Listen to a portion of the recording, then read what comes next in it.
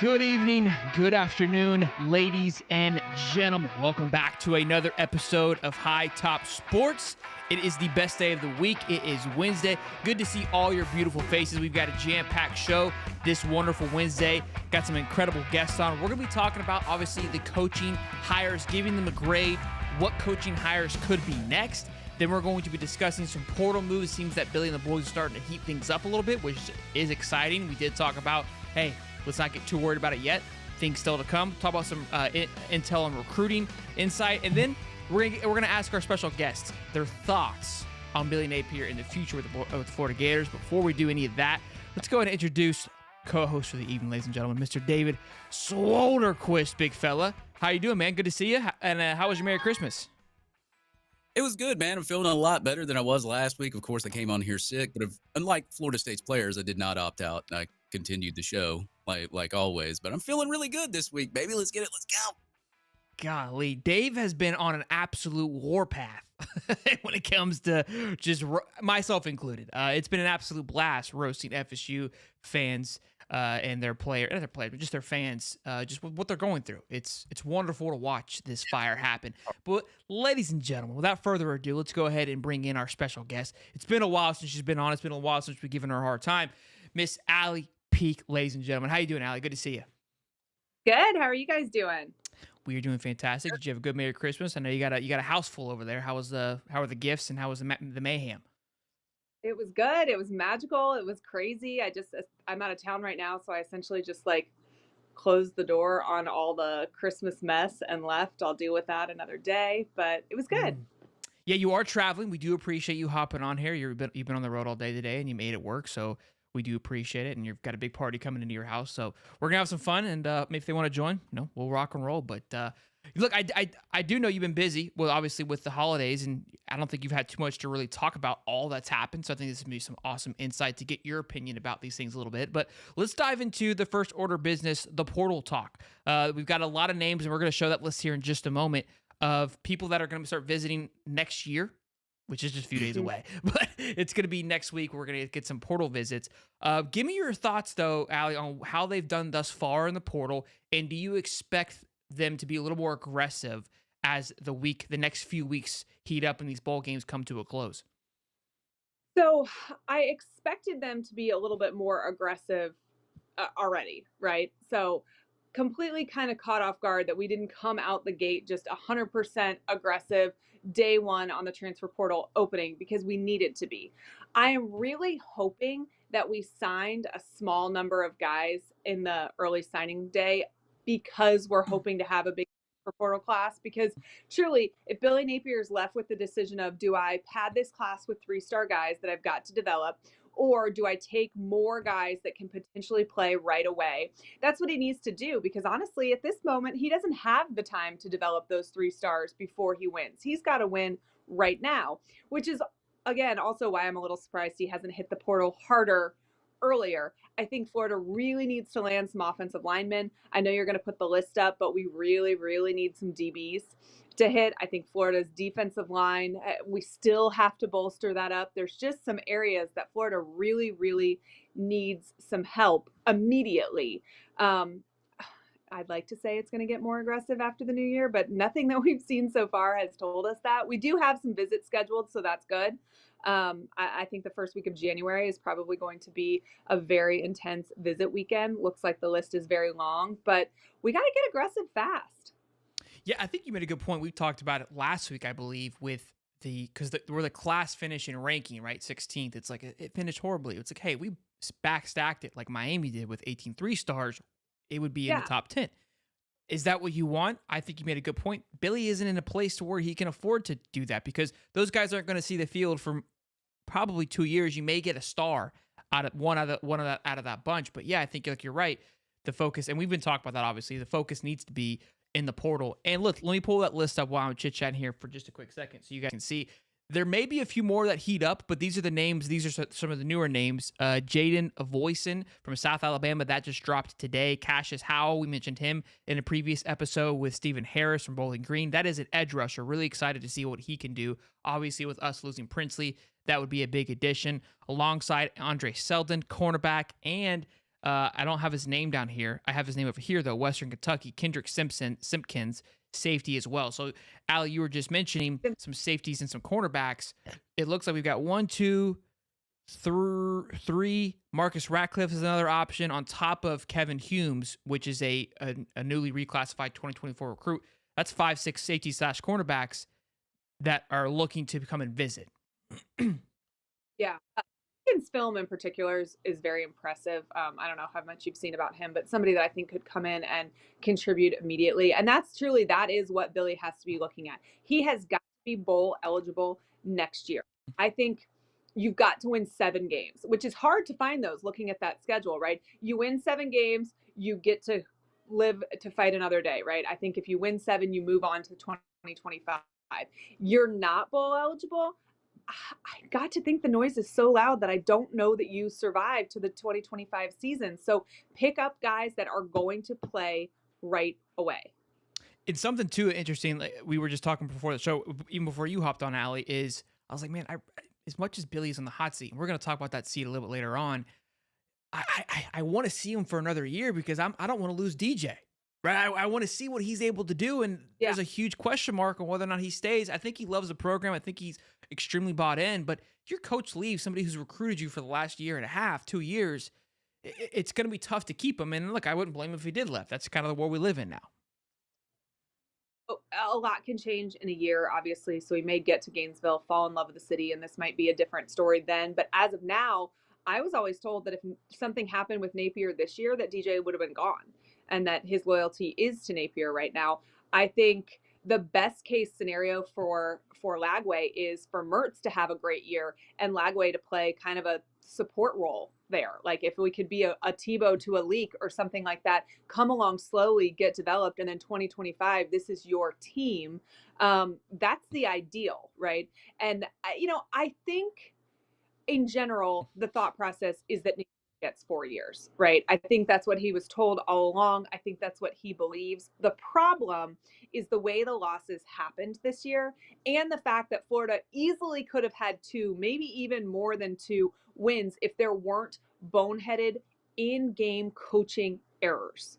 And I think that's what has the fan base so riled up, is that we were so close and then we shot ourselves in the foot. It's not like, we played a team, we went back and forth, they scored, we scored, they scored, we scored, and just whoever had the ball last is who won, and that's how we lost our games. It wasn't like that. It was like, let's, call Mayday, but not call Mayday on a field goal against Arkansas. Let's give up a 4th and, forever against Missouri when ESPN has us at a 99% chance to win. Like, Florida State game, let's have some really boneheaded personal fouls called. Like, none of those things. We could have won all of those games. Florida could have won the Utah game had they not made boneheaded mistakes. And I think that's why the fan base is frustrated with Billy.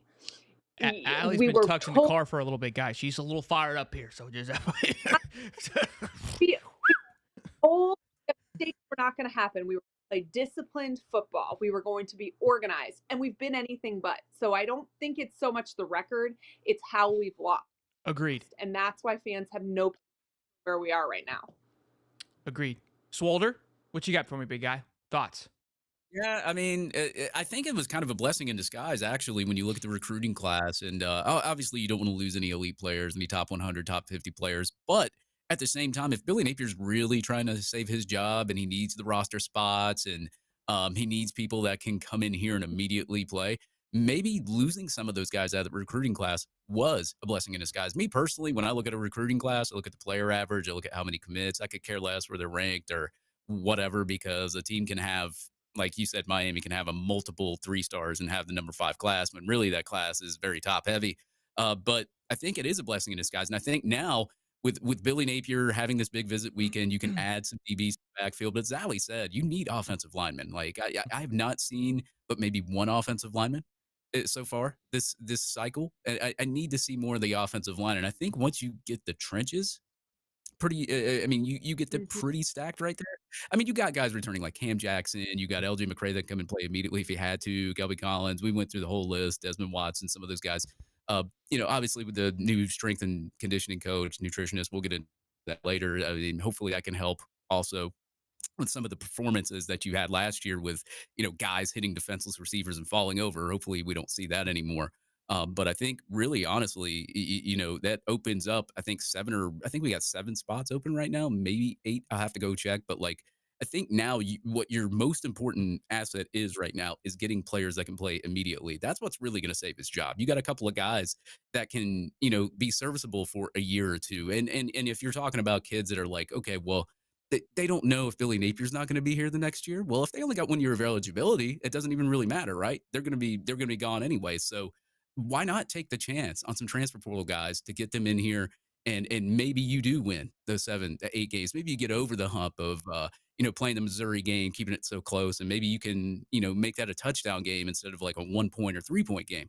I think that is what you're really. I think that really kind of actually, as I said, was a blessing in disguise. So we'll see how they attack the portal. But as I said, we need to see more O line. I mean, like my main focus is O line right now.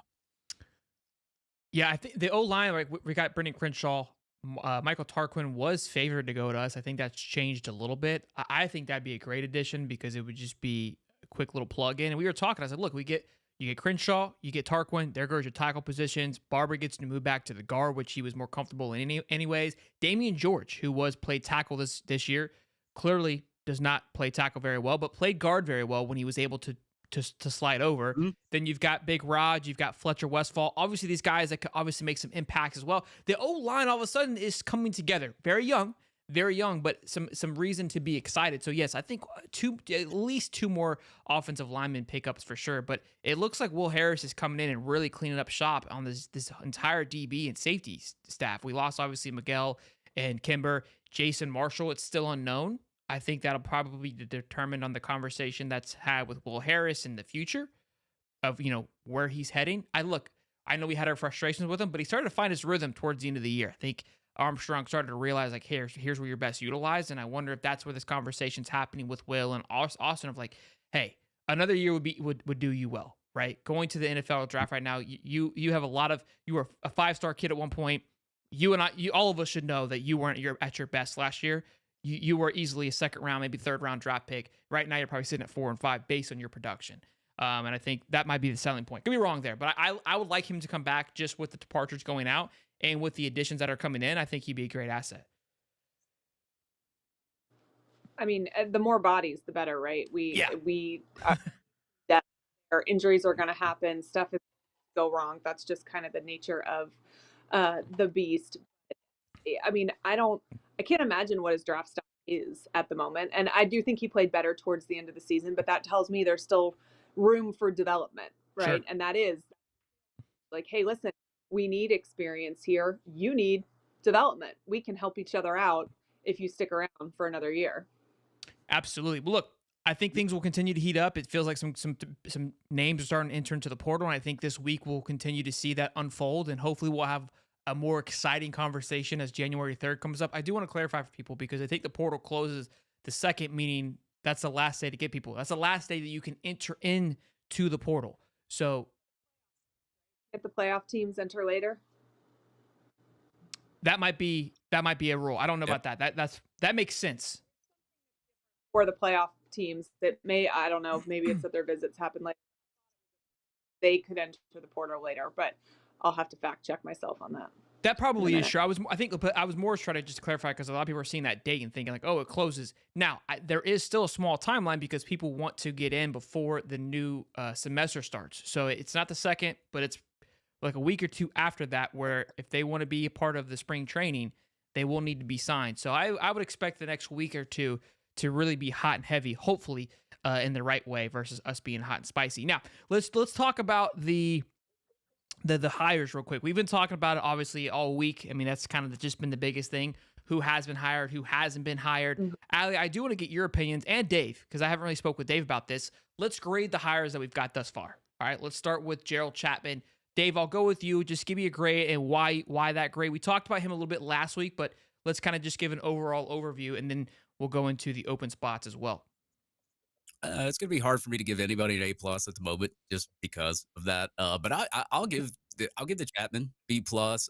There was a lot of LSU fans that really got behind him and said, "Hey, that actually is a good hire for Florida." I mean, if you look at the results he's put out there on the field and the time that he's had, just everywhere, the NFL, the college, all that. I mean, like you're getting a good coach in here to coach. So I will give him a B plus. At the same time, like we live in the day and age of NIL, right? So you can say, okay, well, this is Corey Raymond. He's going to pull a lot of kids, or this is a big name. He's going to pull a lot of kids. Really, right now, NIL and everything else is controlling college football right now. So it doesn't even really matter if you have a proven recruiter on your staff. I would rather have a good coach that knows what he's doing and can develop kids. So I like the hire. It may not need to be a splash name, but if you look at his resume, you can go on any kind of site. Like he has a lot of experience and he has put out results. So I like to hire. I'm not going to give it like an A plus or anything like that, just because I got to see something when he gets here. But I will give that a B plus because I actually did like the hire.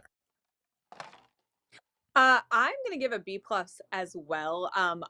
Carlos Dunlap gave a rave review about Chapman, and Carlos played with Eric. He played with my brother. I really respect his opinion. He's a wild man, but he is a master of his craft. He cares about getting better. And he just had some glowing things to say about him. I can't give higher than a B plus because I know this has to be at least Florida's fourth or fifth pick, right? There's no way that the amount of time between the D-line firing and this hire that this was our first choice. He was pretty far down the totem pole. And I just find it hard to believe that you can come up with 5, 6, 7 names that are A pluses for the position that we're in right now. So, B plus, but I think it's a strong hire. This is maybe my favorite that we've made so far. Awesome. Look, I think that's a good point. It's just the fact that how much time was in between the defensive lineman hire. I like this guy a lot. I kind of want to give him an A, but I do agree with it does feel like it was, and from what we've heard, not the first option. And if it was the first option, you would assume that would probably be more of a big splash, A plus type of hire. But again, from what I've read, the things he did at Colorado, he was handed the reins, stepped up, made some big time decisions. From what I was reading about his schemes, it seems like it fits well with Austin Armstrong as well. Now, I haven't, and we'll get into Will Harris, who has been extremely busy on the trail. Haven't heard the same kind of noise for Chapman. That doesn't mean he's not doing anything, but I do like the impact that Will has made. Will even offered a 2025 edge rusher from Tampa. Like, that ain't even in your position group, Will. But he's out there hustling, so I do like that a lot. But look, good stuff there on those two picks. Real quick, though, we got over 600 people in here. Be sure to smash the like button and subscribe, boys and girls. Let's get into the new nutritionist. I'll go first with this one, Jake Sankel, I believe, out of Washington. This is an A++, simply due to the fact of his arms. They're absolutely incredible. Look, I like this a lot. I think we talked about it with Will. I want to pick your brain a little bit, too, obviously being married to the legend punter during the Swamp Kings era, obviously the star and Emmy Award winner. But I do want to get his thoughts. We talked about how they ate and how they kind of fed them, lobster and fed, hot dogs to these guys. But I do want to pick your brain in a minute. But I like this hire a lot. I think it's a solid one. It shows me that you are aware of the lack of from what happened last year. We interviewed a lot of guys. There's a lot of question marks on what they were eating and how serious it was being taken. So I'm hoping this move fits, I think complements the Craig Fitzgerald move as well. I'll let you go next. Okay, so I'm going to give this, let's say, a B minus. And I'll tell you why. I don't know anything about Jake personally, and he may be amazing. I have a couple thoughts on firing the nutritionist just to begin with. My thought is, your nutrition program should be, and probably was, overseen by your strength and conditioning program. So if that was a negative, then that's an even bigger negative for Hawk, right? And we've not fired him, but just moved him to a different position. But if we're saying the nutrition sucked too, then we're saying you basically sucked at both aspects of your job, but somehow you're still on the staff, which I don't love. My question about bringing in a guy from the NFL is this. Most NFL players have their own personal trainer and their own personal chef. So the responsibilities of an NFL guy cooking for a team are going to be so much less than at a college program. A college program, you are determining the nutrition for every single one of these players. I guarantee you there are players for teams that he has worked for that hasn't taken a single piece of his advice, not because he gave bad advice, but because they have their own guys that they pay. They're following those regimens created for them. They're not following the regimen created by the nutritionist that the Giants employ or Washington employs or, whatever, Denver employs. That's not really the way the NFL works. So it makes me, I don't want to say concerned, but it's going to be a very different job description than it was in the NFL. So size of the arms don't matter. No, not in my grade. Okay. All right, whatever. Dave? Hey, I don't know if I could beat what Ali said. I will give it a B plus though. I think the fact that he's had experience in doing this, also has strength and conditioning experience, so he knows what goes into good nutrition when working out and all that. Because I'm a guy, I go to the gym, and you got to have proper nutrition if you're going to build the muscles, you're going to get good cardio. You got to do all of that. So I kind of like his knowledge based in, not just nutrition, but strength and conditioning. He also did some baseball stuff too, apparently from his past. So as I said, I can't really give it like a super A plus, whatever you gave it, Shelton, but I will give it a B plus just based on the fact that he can kind of, I guess, with the new strength and conditioning coach, they can kind of talk, maybe get an idea of maybe what kids like or what they don't like, how they can kind of work it into a nutrition program for them to gain strength also. But, I think it's good just because he's got some strength and conditioning experience as well. Yeah, I like the little combo there. I think it's a complimentary hire to Craig Fitzgerald. But that's a great point, Ali, about coming from the NFL. And I did actually speak to that where, you got like people like LeBron James, these guys that make a lot of money, they just go and drop $250,000 on their own person to truly invest in them. And look, when you're at that level, that's what you would expect. Right, so this guy's kind of probably just cooking for the rooks and the kickers. So that's a solid point. But look, I would hope that obviously the conversation was like, hey, my ass is on thin ice here. We need you to lock it in. Yeah. Ali, I'll let you go first with Craig No Neck Fitzgerald here. I think Florida obviously needed to make a change at strength and conditioning. I think you make a solid hire in strength and conditioning, and the rest of the hires may not even matter. It may be enough to be a massive difference. Florida got pushed around last season. And, the interesting thing is, I don't think they ever looked out of shape. I don't think there was ever a point in time where they looked so winded and the other team didn't. I think they just looked soft and they looked slow. And, I know that there's the old adage that you can't teach speed, and that's true to an extent. But when you're signing 4-star guys, there should be some speed there. But we didn't get faster. We didn't get stronger. We didn't get better. And that has to come from the strength and conditioning program. And, I'm sure you guys have heard the same thing, but some of the stuff I've been hearing from the inside is that the players didn't respect him and they didn't listen to him, and that there were even people going to outside sources for their training, which, in the NFL, that's what happens, in the NBA and the MLB. But in college, if you're going to work out at Gainesville Health and Fitness with a trainer, it means your strength staff is broken. It means something is wrong. It doesn't mean that you have, money to throw around. We saw that too happen when McElwain was the coach. There were guys working out at Gainesville Health and Fitness because they thought they were getting trained better. And I don't know if there's some tie between McElwain and Napier and their strength and conditioning. I know that's his mentor or whatever, but that happened then, and that is happening now, and that's a huge problem. So I almost think anybody you hired would have been a step in the right direction. Fitzgerald is very qualified. I think that's really good. I think the players will like that he has NFL experience. I'm going to give this hire an A, based a lot of the fact that it had to happen. It didn't even matter who it was. A new hire had to happen for Florida to get better this year. Okay, we got to coop Allie up in the car for 3 hours every time before she comes on the show because she's coming out, throwing out the haymakers. Well, I love it. Look, I talked with Stephen Harris about this yesterday, and this is exactly what we said. I asked him, like, hey, what was it for you? He's like, we hated our strength and conditioning coach. And we talked about with Nick Del Toro, like, of how big, and what you just said, this could be the most important hire because this guy is going to have them now for about two months by themselves, right? He's going to maintain everything they're doing. So this is going to set the tone for the rest of the year. And like you just said, Well, go ahead. That's it. That's it. This person sets the tone for how this team is. That quit or fight that you're looking for on 4th and 1 and the end of the fourth quarter, that's created over the summer. That's created in the spring. That's created in the weight room. That decision was made well before that moment in time on the field, and it was created by your strength and conditioning coach. This is who determines the mentality of your team. Are you dogs or are you not? It is the weight room. And we kind of getting frustrated, and you were just saying like, hey, things aren't changing. It's like, well, you can't fix somebody being physically just outmanning someone halfway through the season. It's too late. You've already lost. And that was something I noticed pretty soft. Yeah, and I think, and that's what he said. He goes, well, we hated, you won. Look, it's a kind of a corny thing to say, but you win the season in the off season, right? If it's harder here, when you hit the field, like, hey, this is the easy part. This is the graduation. I've said this before.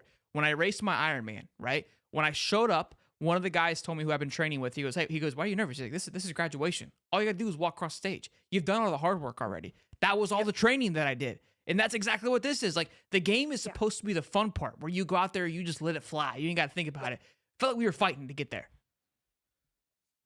The games are the reward for the hard work that you put in during the off season.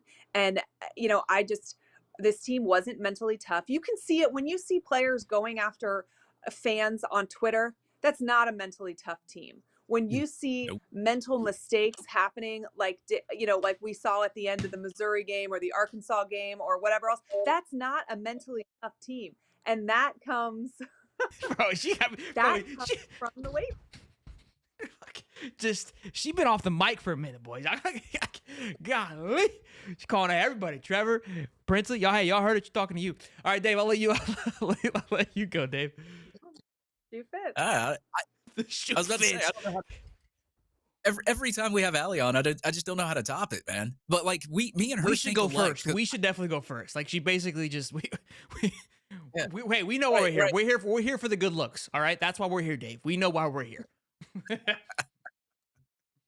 Yeah, I mean, like, she thinks like me too. This is why I like her, because I was going to give it an A too. I mean, when you look at his like resume, he has 20 plus years of strength and conditioning experience. He's been to South Carolina from 2009 to 2011. We know how those teams played. They played pretty well. Penn State, Houston Texans, Tennessee, New York Giants, now to Florida. I mean, a guy that, is that wanted by so many teams in the NFL and in college. That's a good strength and conditioning coach. And especially with 20 plus years of experience, the guy knows what he's doing. And I think obviously when you mentioned Mark Hockey, I think anybody could tell you that any person would tell you that that's going to be an upgrade from anybody that you hire. And no offense to Mark Hockey, I like him to death. Great personality, great guy. The job wasn't getting done. And if you don't have the results, you got to go find somebody else that'll give you the results. So I like it, man. I'll give it an A. And, as long as the hashtag hit somebody can come back, and it actually works when we hashtag hit somebody, I'm okay with it. Just hit somebody. Yeah. Hard. Look, I like the hire a lot. I mentioned it a few episodes ago, firing or removing Mark Hawk, but firing him from strength and conditioning coach is the equivalent of cutting off your right leg, right? This is a very important role that gets overlooked, but it's somebody that you trust with your team, again, during the offseason and during the summer when you're not there. So this is a big time hire, even bigger than an offensive coordinator that people may not realize. Mm-hmm. So for me, for him to even, just like you said, Allie, to make the move, it's you got to give it at least an A because of it. The limited neck gives me an A-, and the fact that he looks unapproachable is where I move up to an A+. Look, I'm not going to repeat everything. See, Allie, I'm not going to repeat all the things that you just said. I think he has a great history as well of what his track record. Something I mentioned as well about his track record, because people were like, look, well, he's been here for 2 years and there for 2 years. Yes, sometimes guys are just here to go in, flip the thing over, and keep it moving, right? That is their role. You see it with big companies all the time. That could be his role. He goes in, he punches you in the mouth. He says, hey, the thing's ready to be handed off, but my job here is done. I'm not here to maintain it. My strength is, pun intended, is to go in there, punch somebody in the mouth, flip this thing on its head, and then move on. So that was if he really punches somebody in the mouth, then he gets an A++ from me. So that was spicy. Yeah, I love it. All right, let's move on to the next hire, Will Harris. Look, I think he's got a little bit of a head start than the other guys because he's already been on the move. So I would allow, if you want to consider what he's done thus far, part of the grade, I'm cool with that, because I think for how quickly he's moved. I mean, first day on the job, he had to go meet with Xavier Filsaime. Tweeted it out, Yeah. like, love the energy right off the rip. Like, he knew what was at hand and knew what the, the task that he needed to get done. And obviously we lost him, but you know what? What did he do? Flipped it over and went and hung out with Gregory Smith, and that obviously worked out. And I think Gregory Smith's going to be a real treat that people are going to be overlooking. So, Dave, I'm going to let you go first so Allie doesn't steamroll you. And you go ahead and you give us the juice, big guy. Yeah, I was about to say she's going to anyway. I know. Yeah, I mean, I'll give you a shot. Give you a fair fighting chance, Dave. Yeah, this hire, I don't want to go C because of how much effort he's put in. I'll go B minus. Only reason why is because he was going to get let go anyway from the current team he was on in the NFL. So I'm assuming he came here, and I'm not going to say he just came here just to get a job for like a year. We don't know that yet. We have no clue. But I do like the fact, the energy that he's putting in to recruiting. Like, he got right to work. I mean, he's posting, he's meeting up with these recruits. They're all visiting Florida here January the 3rd. A lot of them are DBs. I will say that I do like his resume as a recruiter. And then when you look at it too, a lot of people will say, okay, well, the defensive line, they didn't give up a lot of pressure. So it put a lot of, it put a lot of stress on the backfield and kind of was giving Raymond a pass for that. But when you go really look back at some of the things last year, I mean, as Ali said, nobody was hitting anybody. The 50-50 balls that got thrown up, just about every single one of them got caught. I mean, players were there to make plays, and they weren't making plays. So what do you do in that situation? You coach them up to make plays, and that was not happening. So I like to hire anyway, just based on the fact that there was no plays being made last year. Hopefully there will be this year, along with strength and conditioning and everything else. Plus, as I said, he's had time in the NFL. He's shown that he has a good resume. Let's see if he can recruit. Can he recruit? Can he get kids out here? And he's got kids visiting. So he's doing his job so far in the offseason. So I can't really say that like this is a bad hire or a good hire. We're just gonna have to wait and see for the results, obviously, next year and after that. So I will give it like a B minus, and I'm not gonna give it a C just because I don't think that that's fair to him right now, because it still is the offseason. Real quick before you go, Allie, I think an important thing to note that this is me just assuming here. The relationship with Corey Raymond and Austin Armstrong, there probably was a little bit of battle there. I feel like with Will Harris coming in, that, if there's a conversation or there's a reason for frustration, Austin, with both hires, I think will now have more of a voice than what he may have had before. Because although he was the DC, he's coming into what was already there. And that's a hard thing to come in, especially with the youth. It's hard to come into two coaches that have already been there. They're established and win that thing over without a hell of a resume, which Austin did not bring in. So I think it's going to be, again, more complimentary to Austin Armstrong. So it may not be very flashy or splashy, but it may be more beneficial in the long run. And again, strength and conditioning is going to be huge on that. Go ahead, Allie.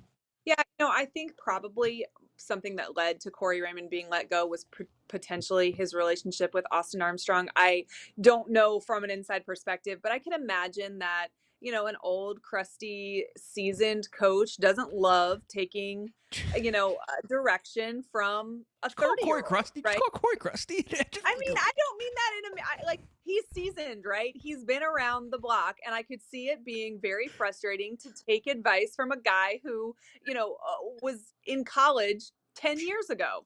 100%. And that doesn't have the resume that Corey Raymond does. I am frustrated because I would have loved to see what Corey Raymond could have done with a better D-line, because I do think that made his job way, way harder. I don't believe that he just forgot how to coach. We know that he's coached some incredible talent over the years, but, and I was shocked that was the first firing. I think, it was a position group that underperformed for sure. But if we're looking at position groups that underperformed, I don't know that that's where I would have started. I think we would be too short offensive linemen if I got to pick who gets fired first. And clearly that hasn't happened yet, or maybe isn't happening at all. But I like the hire. I'm going to say it's a B. I don't believe it was our first or second or probably third choice, but it was probably higher up on the list than maybe Chapman was or some of the others, because it happened first.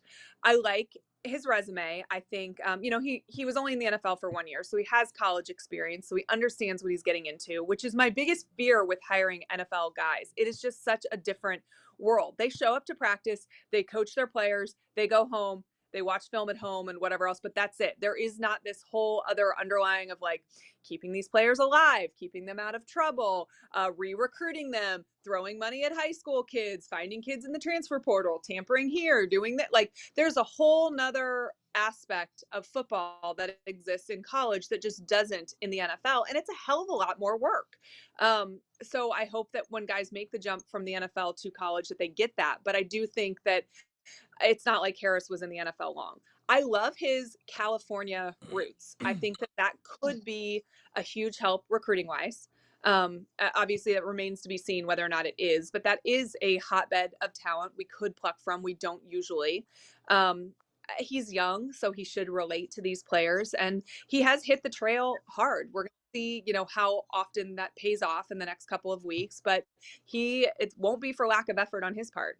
Something to note too, because we mentioned this about Chapman and now Will Harris about not being the first option. We talked about this with Connor Kirk. I'm going to give him credit for this. This is like me spinning this off the top of my head, but a lot of these guys, look, they're understanding they're coming into a very hostile situation where they may not have a job next year. So people are getting frustrated of like, oh, why didn't we get the first guy? It's Florida. You're right. But they may not have a job next year, and they're going to take a risk with a coach that, if you take a look at Twitter for 5 seconds, isn't the most loved right now. So look, the guys that are buying in, that gives them, you got to give them a little bit of extra bump in love, because Billy is selling them like, hey, like you may not be here next year, but here's my plan. You trust it.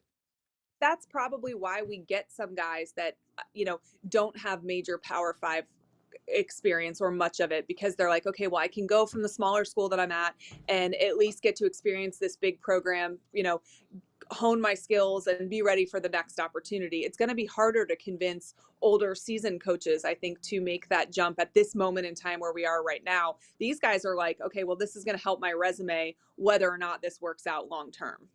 And look, they're gonna give you A+ effort because they want it to be a good plug, not just a name on the resume. They're like, hey, I went here for a year, and here's what I was able to do in a short amount of time. So, next up, offensive coordinator Billy. He's gonna be the offensive coordinator next year, guys. So I want to get a grade on that. No, look, who F.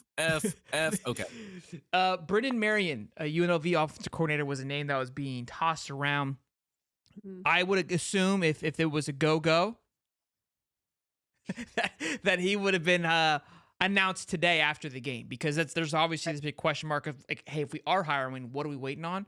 Well, maybe our offensive coordinator is in a bowl game and they don't want to mess that up. So again, I don't think it's him based on what's happening. I think there's still a big question mark. Is there going to be an offensive coordinator? This is a 2-part question here, Alan. I'll let you go first. Do you think there's going to be one? If so, give me your future grade of what you think it could be. If he doesn't give it to somebody and he keeps it, I want a grade for that as well. Okay, sense? So, Nick De La Torre had an interesting tweet today where he essentially said, does Billy Napier hire an offensive coordinator? And it was basically like, well, does he think the offense is a problem?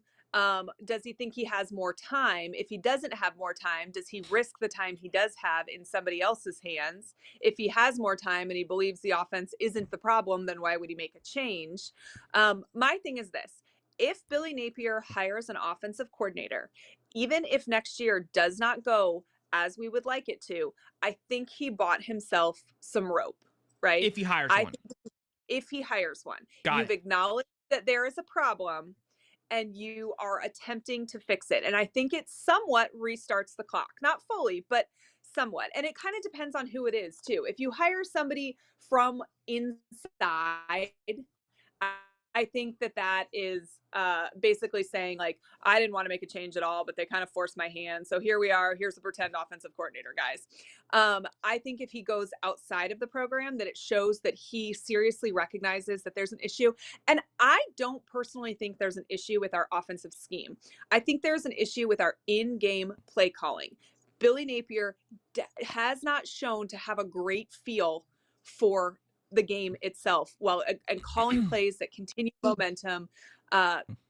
Just it was frustrating to watch at times. The offense as a whole was successful. I think the scheme itself is good. His scripted plays at the beginning Florida scores on their first possession more often than not on that scripted play. It's when he has to go off script that the problem comes in. So he needs somebody who that's their job. They're focused. They're not. I think Billy almost gets too much emotionally invested to what is happening at that moment. He plays momentum, which is not what you're supposed to do. You're supposed to skip to the game plan. And so I think that taking this off of his plate, allowing someone to call plays with his system could be successful. I think you should go outside of the program, but that does make it difficult because is somebody going to come and run your scheme? Or are they going to want to come and install something completely different? What does that do to your shortened time window that you have as head coach at the University of Florida? All of those things are different. If you promote from within, which I guess like a Russ Callaway or something like that, it's better than nothing because at least there's somebody else calling plays. But I would give that a C. I think that's a very minimal effort move there. If he goes out and hires somebody, I'm giving him an A for, I don't care who it is, because you're acknowledging your shortcoming. You've looked in the mirror and found something that you are admitting you are not the best person for the job for. And I think that is really difficult for most college coaches. They all have huge egos. So that would be a great sign for us. And look, I think it kind of just goes back to these hires here. These are all setting your ego aside. Not all, but most, I believe. Mm-hmm. Again, firing Mark Hawk, getting a new nutritionist, going after a defensive line coach, somebody that was loved, to Corey Raymond. Like, these are ballsy moves that, like, I'm recognizing that there's an issue. I'm willing to make a change. And I think you make a good point. Like, you buy yourself, maybe you don't have to win 9 games. Maybe you only win 6. You still gotta give us a bowl, Billy. And it sounds crazy to think that we're negotiating for a bowl here, but I think and this is what I've been preaching for the last year and a half now, the landscape of college football has changed drastically. And I'm not trying to excuse anything or making excuses or continue to push the Billy train. I'm just simply laying out the facts here of, like, it's not what it was when Urban took over. That's just a fact. Yeah. So what do? We start over, and with the transfer portal, like, guys just can leave very easily, and, like, somebody can come in and we can pull what Auburn is doing right now and what Texas A&M doing. They're flooding everything in, but the moment that doesn't work, it's going to flood right back out. So you're going to just constantly see this until you allow something to establish itself. Eli Drinkwitz is a prime example of that, of somebody who probably was on the hot seat going into this year. What did he do?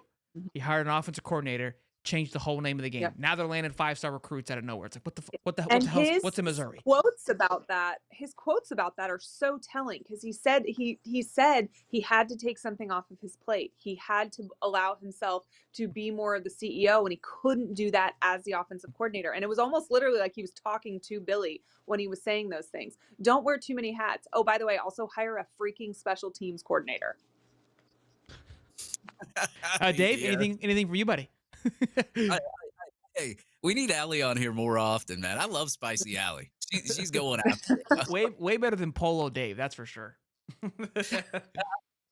I can't compete with her. When you look at it, and Florida averaging 30 points per game just about last year against FBS opponents. You look at it and you're okay with the double reverses and all that, but when you call those double reverses is what I have an issue with, is what she explained.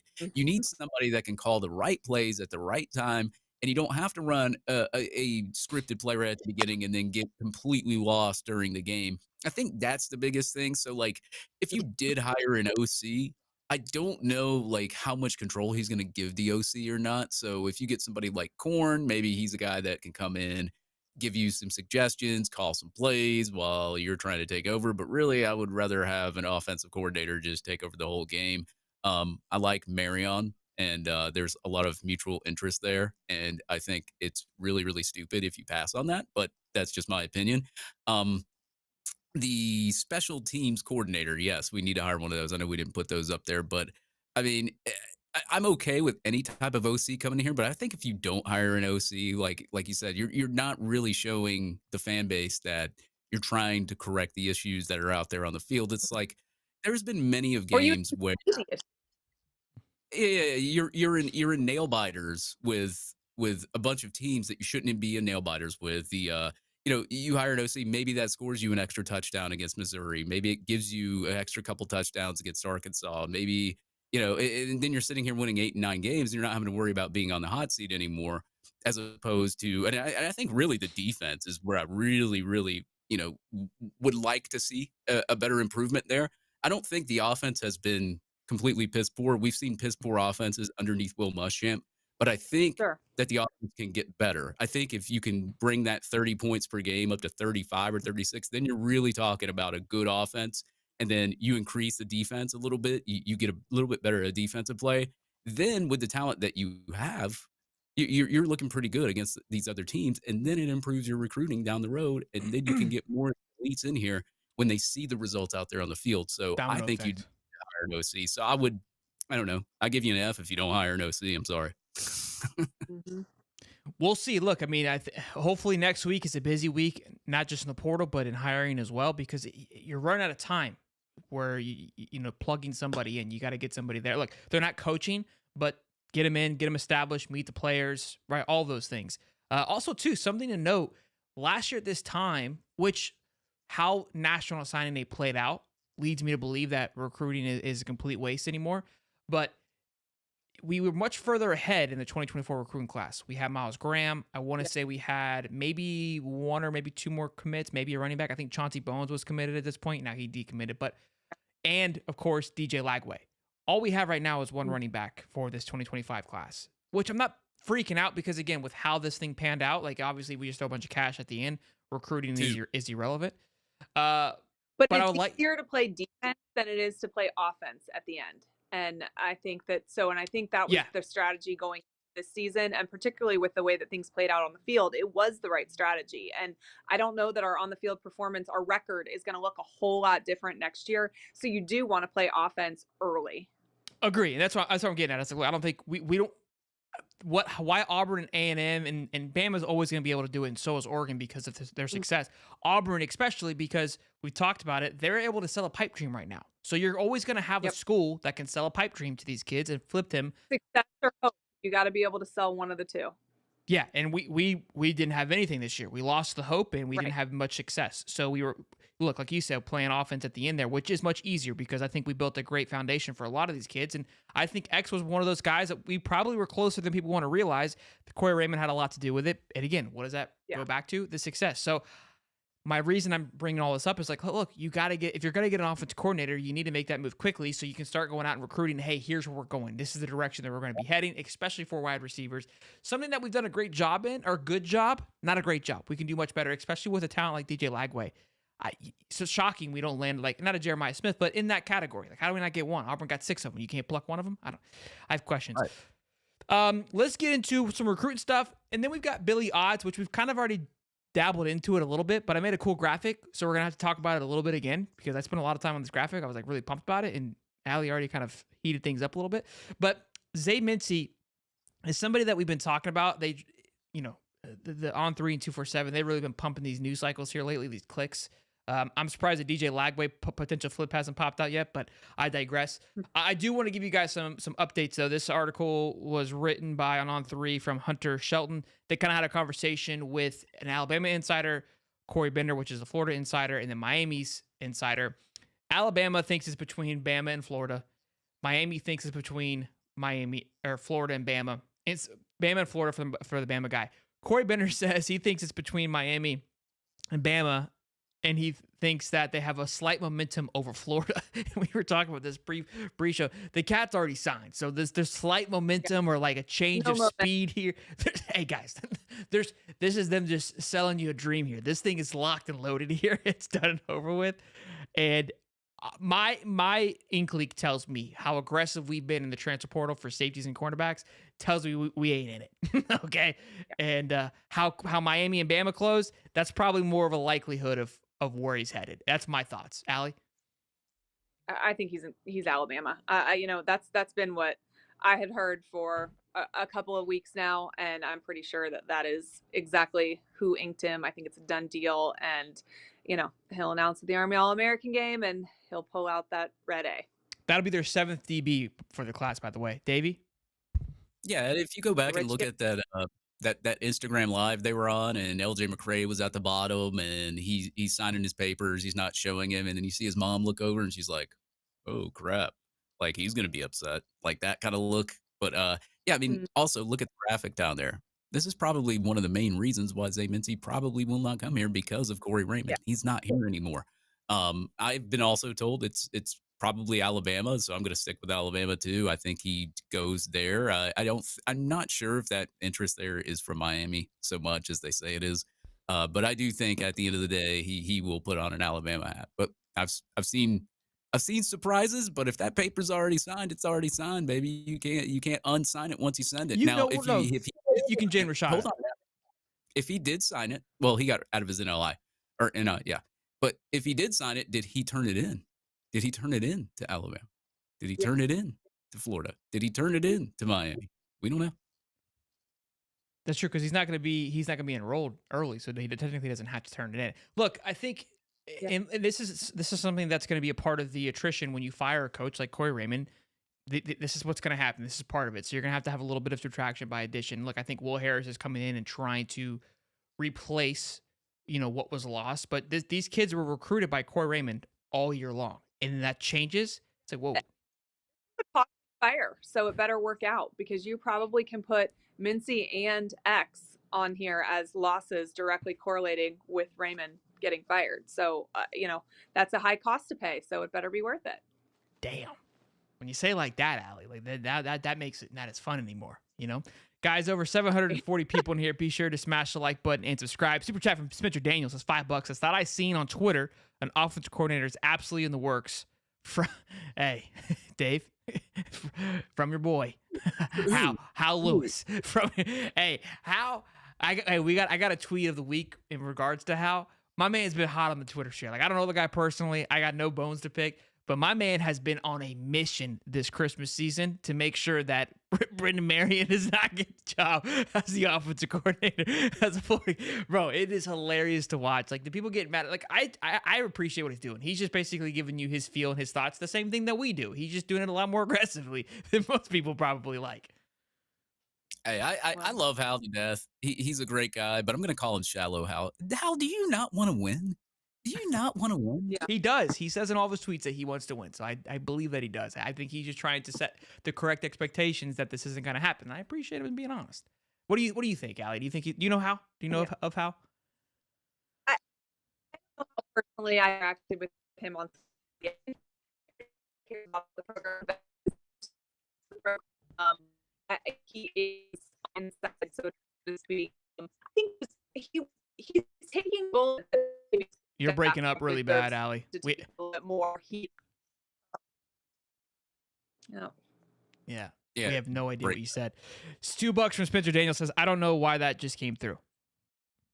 I mean, yeah, you're not wrong. Look, Hal's been very aggressive about the offensive coordinator. He did at one point say that one has been hired, and then I think I saw like a day later that he says, I don't know if anyone's been hired yet. So the thing's all over the place.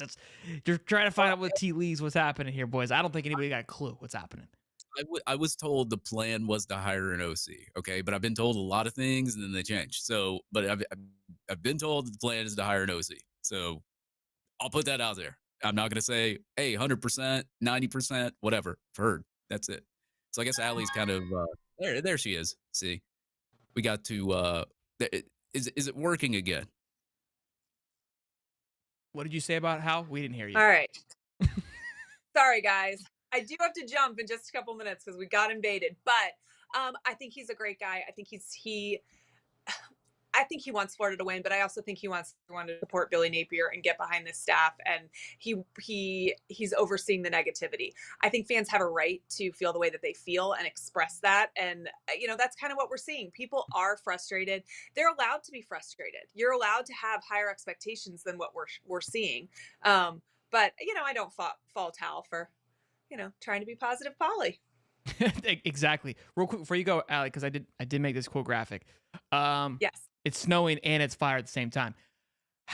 Give me kind of a range here between 1 to 10, 10 being hot, 1 being cold, of Billy Napier's seat on where he's at right now. Obviously, I think what you alluded to, if some OC hires and some changes happen in the portal, this seat could cool down. So give me where he's at right now, and if those things that we talked about happen, give me where it could slide down to. Okay, I think he's probably sitting at a 6 right now. I Okay. think it's hotter for fans than it is maybe for U.S. administration within the athletic department, things like that. I think if he doesn't hire an offensive coordinator, it's probably a 7 leading into an 8 going into the season. You've got to win. If you've bet on yourself, you've said, I'm good enough to get this done, you better get it done. Okay. I think if he hires an offensive coordinator, you probably go into the season at maybe a 5. You know that there's going to be some growing pains over hiring a new offensive coordinator, but you also acknowledged your faults and you're trying to get better there. And I think that buys you a little bit of goodwill. What happens during the season, not only what Florida's record is, but how they get to that record is going to matter. If we see games where we lose because of discipline issues or stupid coaching mistakes, it's going to be a problem. If we lose because the team we're playing is just better, I think that's different. If we're trading shot for shot and whoever has the ball last is who ends up winning, that's different. We cannot lose games in some of the asinine ways that we lost them this year. I love it. Allie, tell them where they can find you. Again, appreciate you hopping on here, poor Wi-Fi and all, and rocking and rolling with us today, bringing all the spice per usual. But let them know where they can find you. They can continue to follow your amazing content. On Twitter, you can find me at Allie, which is ALI_peak, PEEK. And on YouTube, you can find me at A Peek Inside Florida Gator Football. There it is. Allie, you can head on out. I appreciate you. Thank you. Subscribe and like. Thank you. Bye. What do you give a grade, Dave? Yeah, I was floating between 6 and 7 there as well. As you said with the OC thing, like maybe you buy a number. I'm still leaning towards 6 or 7. He's got to prove to me that he can win more than 6 games. Like I know the schedule's hard. The schedule was hard last year. You could have easily been 8-4 last year. You could have easily been 4-8 last year. I want to make sure that like these coaching hires that you make, I want to see us play a team and not have it be a nail biter and then we wind up losing. I want to see us play a team. If we do have a nail biter, we wind up pulling it off because we made smart play calls.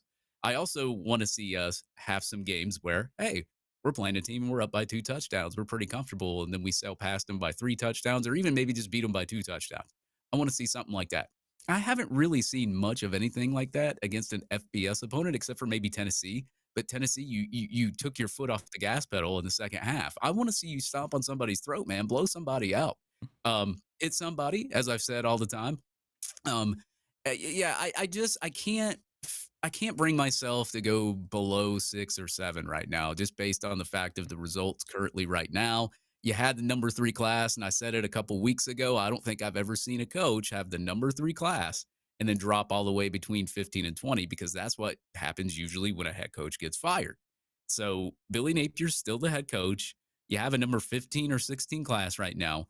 Get some of the best transfer portal guys you can get in here. A lot of teams like Ole Miss has been sailing right past you because they're probably going to be really hard when you play them next year.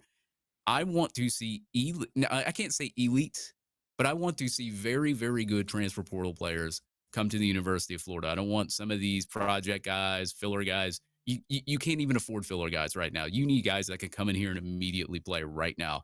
And I want to see more offensive linemen. Get me more offensive linemen from the transfer portal. I might bring that down to like 6. I love it. Sorry, I was doing something real quick. Yeah, I think you guys spot on. I think he's 6, and obviously what he does in this next 2 weeks could kind of cool it down a little bit. I got him 7. You said 7. Okay. Well, 6 or 7. But look, I think you got QE's at a 9, and I think, there's, like she said, I think the fan base definitely has that seat a little bit hotter. Real quick, $5 from Spencer Daniel says, all I'm saying is if Napier goes after next season, Strickland needs to go as well. I think that's been kind of the common denominator for. Hold on. I was told, I'm not going to say the name. I was told that if Billy Napier goes, Strickland would go too. All right, boys, real quick. Let's hop into tweets of the week. Before we do, though, I'm going to piss my boy off. My best buddy, Rick, started a YouTube channel. And only subscribe if you guys want to. And I wanted to give him a little shout out. He's going to hate this, which I love it even more. But he started his own YouTube channel called Call Me Old Fashioned, and it's kind of dope. It's him testing old fashions. So if you like to drink and want to get dazzled, I know Dave's a big drinker. Yeah. Yeah, it's sick. He does a great job, and I'm supporting him because I love him. And again, if he's watching, he's gonna be pissed. But I also want to give him to 100 subs. He's at 97. So if you guys want to go give him some love, it's Call Me Old Fashioned. Great name, by the way. And go show him some love. So, all right, let's move on to tweets of the week. First order of business. I submitted this one Love this one. And this is what I was just talking about with Hal. There was a clip going around with Brendan Marion, which was hilarious last night. Had me rolling. But this person, Prez, says, Marion, if he ever sees Hal in real life after all them tweets about him. Shit.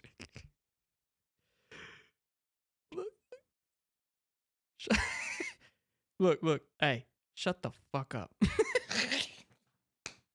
I was about to say, guys, he's saying shut the fuck up is what he's saying, if you didn't know. Yeah, dude. I saw that tweet, bro, right before the show started. I was like, I'm in. I'm in. I need to retweet this. Yeah, love you, man. But yeah. Yeah, look, no hard feelings. I just think it's hilarious because it's funny.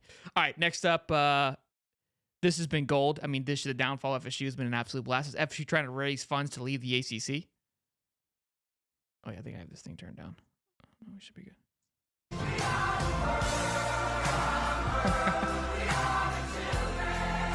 All right, I gotta pause it.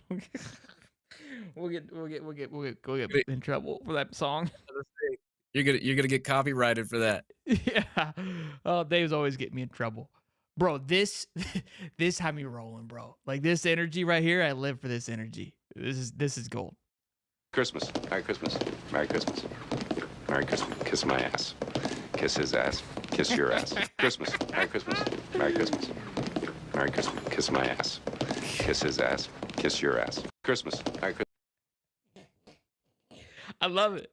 I'm here for it. I'm here for it. If it would have said Trader ETN, I would have really liked it. I love it. I absolutely love it. Oh man, it makes me bring tears to my eyes. Poor guy. Bro, what are you doing on Christmas? They must have bought that ahead of time. Like they must have bought that before they even knew about it. Brutal.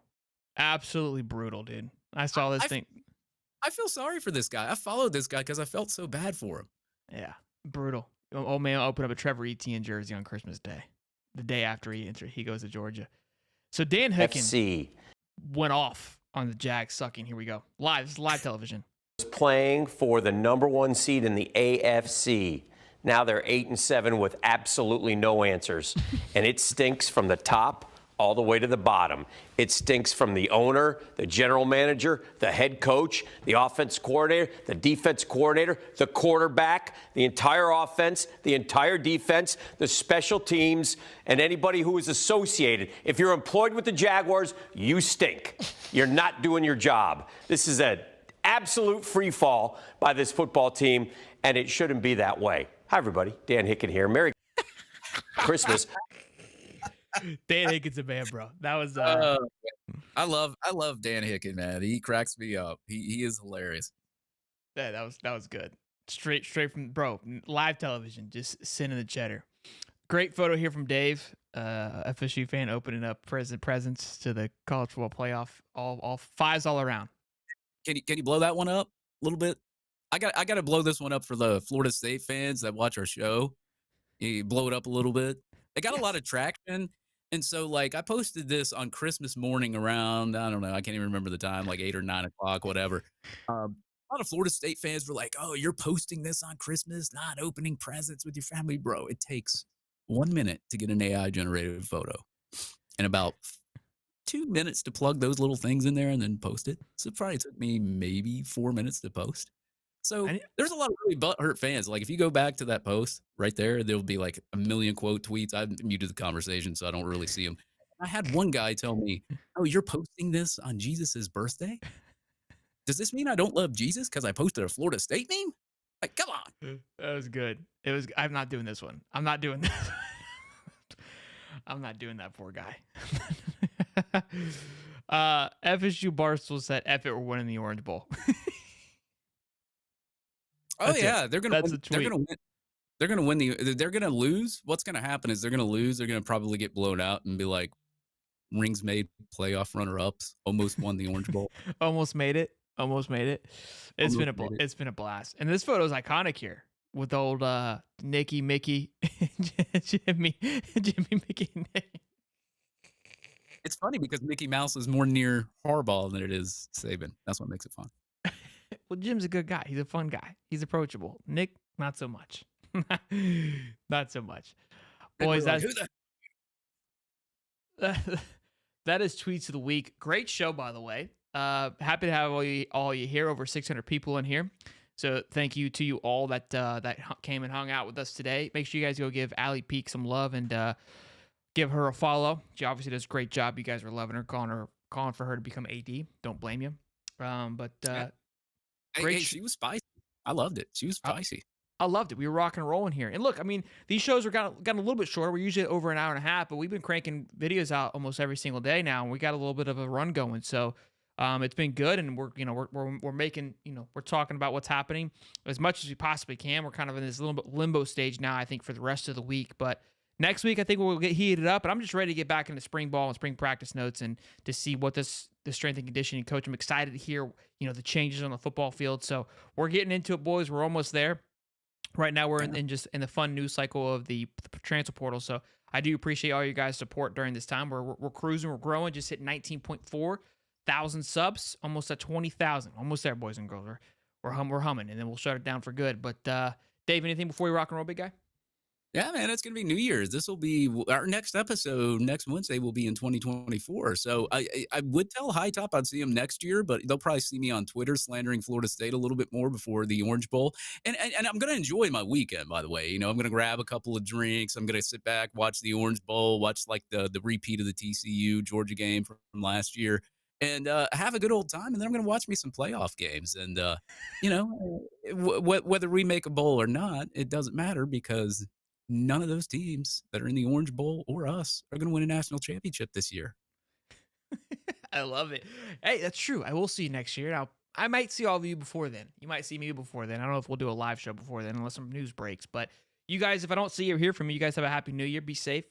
Drink some booze. Have some fun. Go check out the Old Fashioned channel if you guys want to tap into that. And hope you guys, again, had a Merry Christmas this past Monday. But love you guys. As always, be good. Stay frosty, like, and subscribe, and we'll see you guys in the next one. Until then, I'm Sheldon. And I just report the news. Boogity, boogity, boogity, baby.